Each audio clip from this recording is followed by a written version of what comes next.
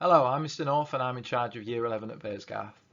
I spoke to the students this morning via assemblies, and for those in school I spoke to them in person to explain the arrangements in light of the changes this year as a result of no formal exams taking place.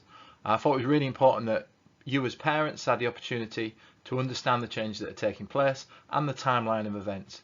So hopefully you can support your sons or daughters as they go through this next stage of their school life. So what we have on the board is a timeline of what's going to be happening when students return. I think actually for this one it's easier to start at the very end and makes it easy to understand.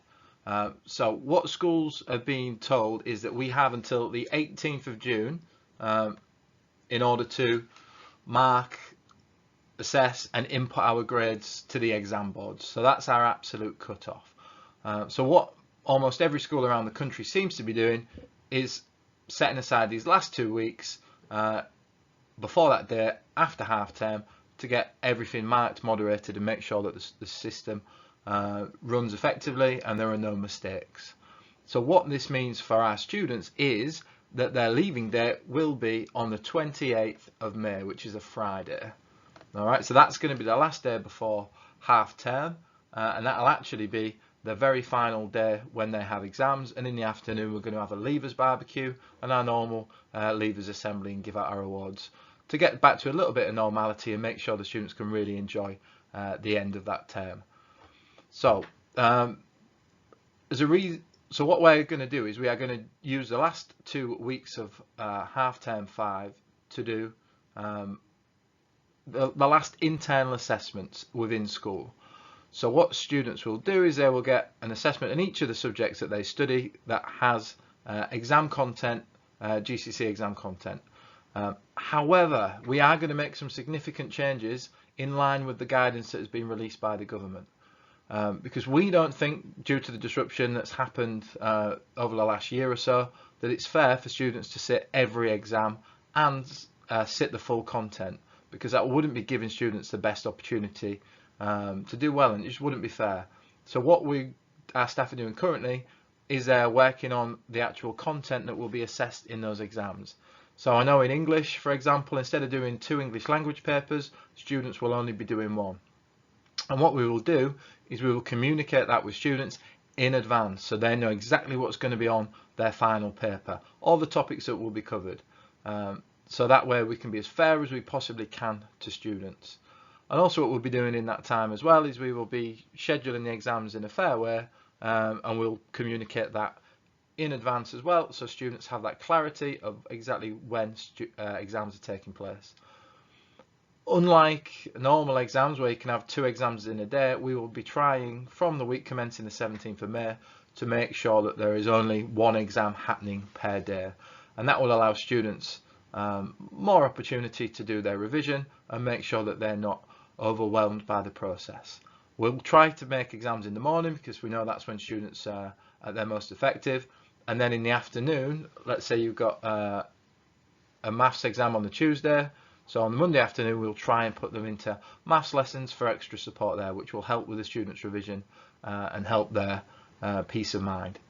So that is going to be the final 2 weeks of half term 5, or the final 2 weeks in school for students. But it's not all on those exams. That's what I made clear to the students this morning. We are allowed to use a range of evidence, essentially anything from when students started with us in year 9. So any classwork they've done, any assessments they've completed, we are allowed to use. But what I've made clear to the students is assessments will be weighted, so the most powerful bit of evidence for us will be those final assessments. However, what we will also be doing to help build a picture of students' performance is also, in the remaining 8 weeks, is we'll be sharing with students at faculty level, sorry to use one of Boris's terms, but almost a roadmap of what's going to happen over the next 8 weeks. So we'll be saying what will be happening in lessons and also what's going to be assessed. We think that's really important so students can plan their time, they know what's coming, and it's a not knowing in life that sometimes causes the most stress and anxiety. So we're going to remove all the uncertainties and make sure that our students know exactly when things are coming up. So it may well be in geography that there will be 3 in-class assessments, but we will share in advance the topics that will be covered, and the lessons building up to that will go over those topics as well. So we're not trying to catch anybody out. We're just trying to give students more opportunity to demonstrate their ability and show us exactly what they're capable of. When it comes to evidence for this, we'll be taking 3 or 4 pieces of evidence that we think are good bits of evidence in order to decide upon the final grade for students, and we think that will be a fair process, and we've got safeguarding safety nets in to make sure that happens, and I'll go through those shortly. But just to conclude, I've shared this with the students so they know when they're in school, and faculties are going to, when students return to lessons, hand them a guide to make it clear what will be taught, what they'll need to learn, and what can potentially be in that exam. So then students can focus all of their efforts on that. We think that's a fair process given the time that they've missed, and we think it gives our students every opportunity to be successful. So just a couple of slides just to recap what I said on the previous slide, just to make sure I've not missed anything. So evidence can come from a wide range of sources, from teachers all the way back to the end of year 9. Final exams starting on the 17th of May, which will allow students the opportunity to demonstrate the level they're working at, but there'll also be mini assessments leading up to there as well.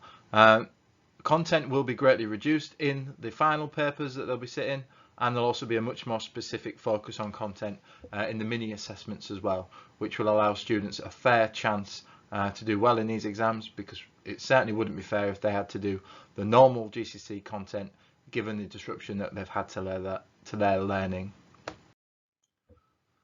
And the final point I've not covered on this is that teachers will be open and upfront with students about the evidence that they're going to use. So there'll be no secrets there.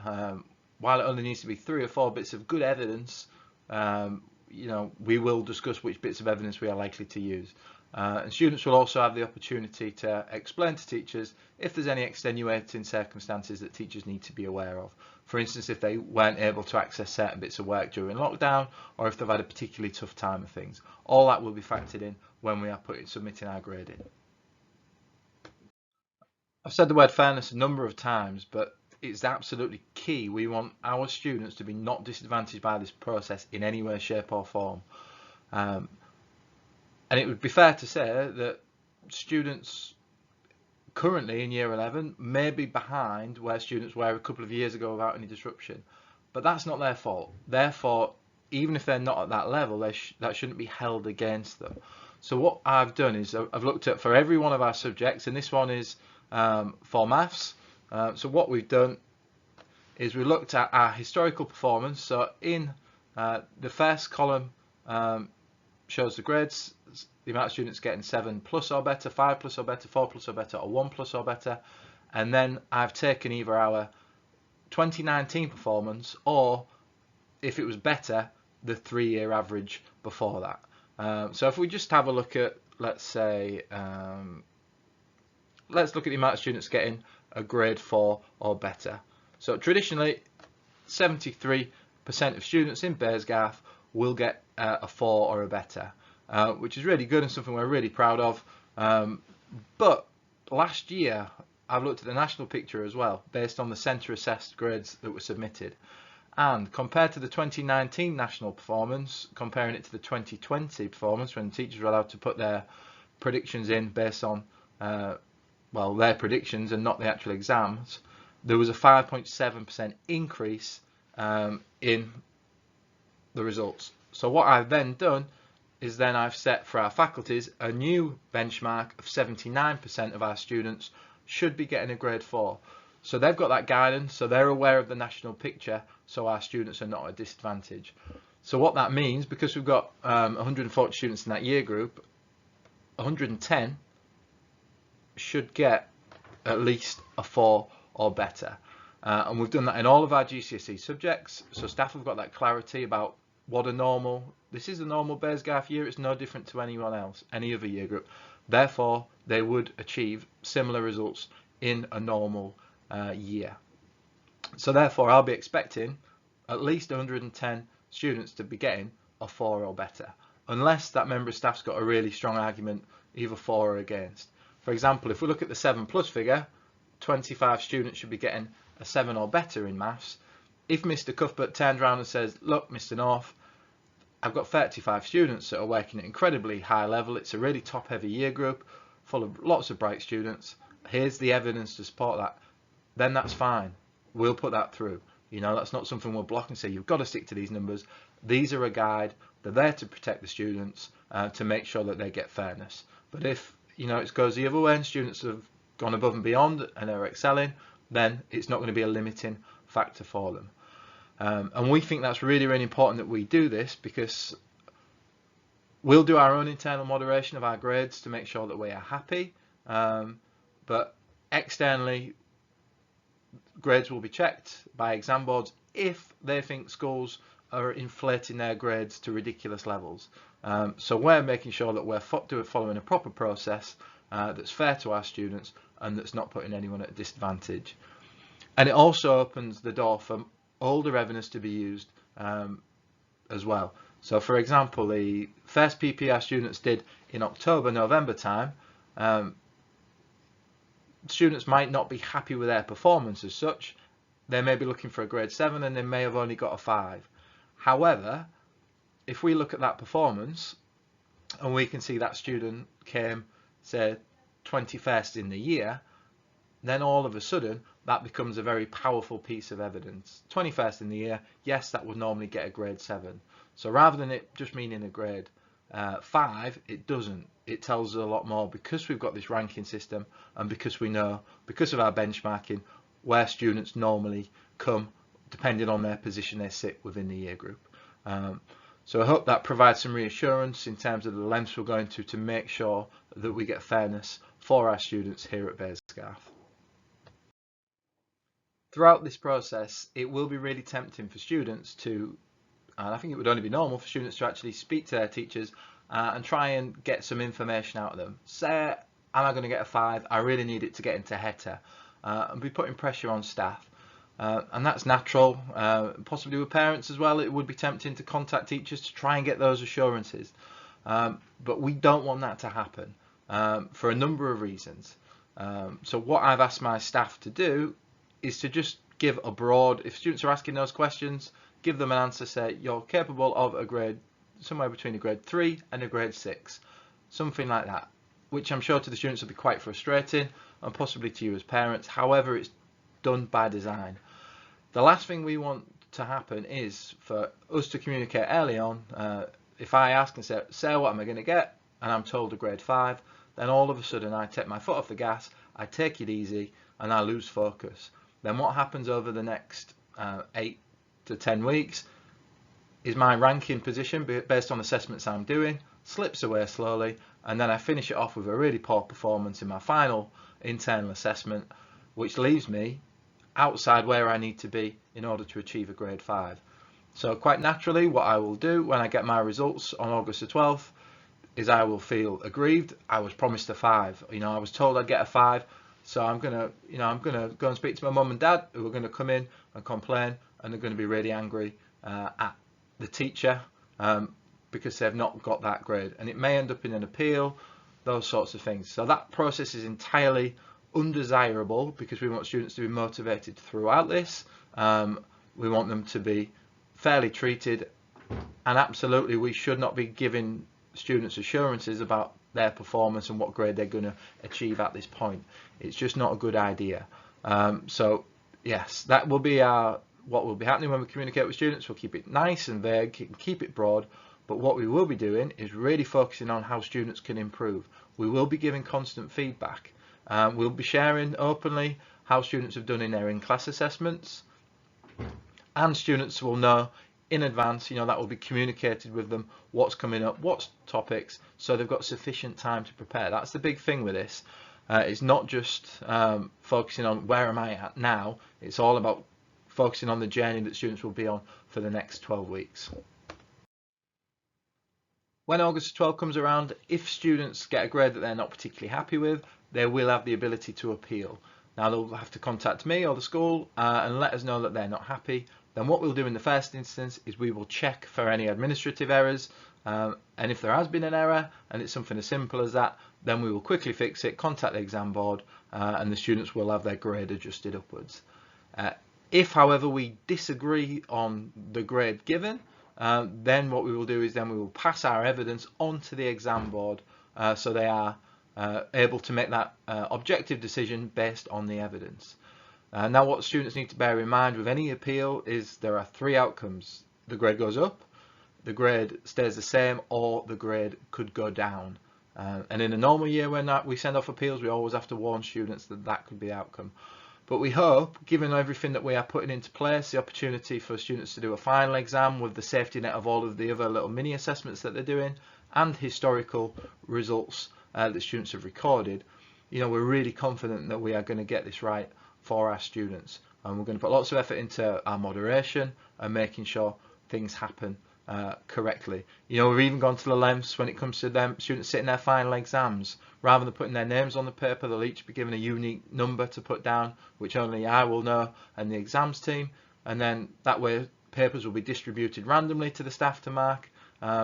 So decisions will be even more objective than normal, because staff will not be aware of whose papers they're marking, just to ensure that complete fairness for everybody across the board. So we hope we don't need the appeals process, but if we do, that it's there for students, and we'll be happy to support as we go through that. So to recap then, some of the key dates. The 8th of March on Monday, students will be returning to school. Now, Mr. Briggs has sent lots of information out to you already with all the details of that, so I won't go over that in any more detail. But from the 9th of March to Tuesday, that's when all of Year 11 will be back in to their normal lessons. And at this point, as students say arrive in a maths lesson, they will be shared the plan, what's going to happen in the weeks ahead, when assessments will be taking place, and the content that will be happening, that will be covered in the final exam. And that will be the same across all subjects that students receive. They will have that plan moving forward, which will allow them to then take that home, communicate it with you, and then make sure that they are able to plan their time and organise what they're doing. In terms of homeworks will stop in the traditional sense, but any home learning will be linked to preparing for the next assessment that students will be doing in school. The 17th of May will be the start of internal exams. They will run for 10 days with the aim of exams happening in the morning, which frees up some afternoon time to allow some revision for students and to spend time with their subject-specific teachers for the exams that they'll be doing the next day. The 28th of May will see the last exam take place in the morning, followed by beautiful sunshine, because I'm going to book it in, and we'll have a barbecue and a leavers assembly. Then something I've not talked about so far, it's the 2 weeks, week commencing the 7th of June, NCS, which is the National Citizen Service, which is run by Scunthorpe United this year. They are going to be offering our students an opportunity to take part in a 2-week course. So the first week is very active, get the students out, places like Elsham Hall, activity centres, really based on fun group activities. And then the second week's based more around a project, in the area, something involving social responsibility, trying to improve the local area. So it's incredibly popular. That normally it involves schools mixing over the summer holidays to do that. However, they've said that they'll run that for our school for those 2 weeks starting from the 7th of June. The cost is very low, ranging from £10 up to about £50, but I'm going to see how much of that we can fund ourselves from the school to support parents. So more information will be coming out on that next week. We think it'll be a fantastic way for the Year 11s to end what's been a difficult 12 months for them. It'll be a difficult 15 months by the time they get finished, but yeah, a really positive way to end. Spend it with their friends, doing something fun, and that will be good for the community as well. And the cherry on the cake for us is I booked the prom for the 9th of July, and that is after all of the restrictions are supposed to have ended. Obviously, in theory, that could change, but everything's crossed that we're going to have that wonderful end to the year that everyone's really looking forward to. Prom letters will be going out next week as well, with the details of that and the cost, so we can start getting those deposits in for everybody and everyone can start getting excited about that. And the final date will be the 12th of August, GCSE Results Day.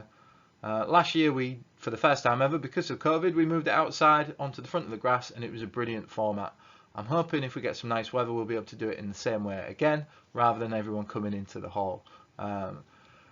But we will see, and I will share details of that with you much further down the line, and details of anything that you need to know, like the appeals process. And we'll also be doing lots of work in terms of next steps with our employability mentor, Olivia Stewart. We'll be meeting all the students, making sure that everybody has real clarity on where they're going next year, what they need to do, and all of the support that we can offer them. I hope you found this presentation useful. My email is andrew.north@baysgarthschool.co.uk. If you've got any questions, please drop me an email and I'll respond to your email, or happy to have a conversation as well. Thank you.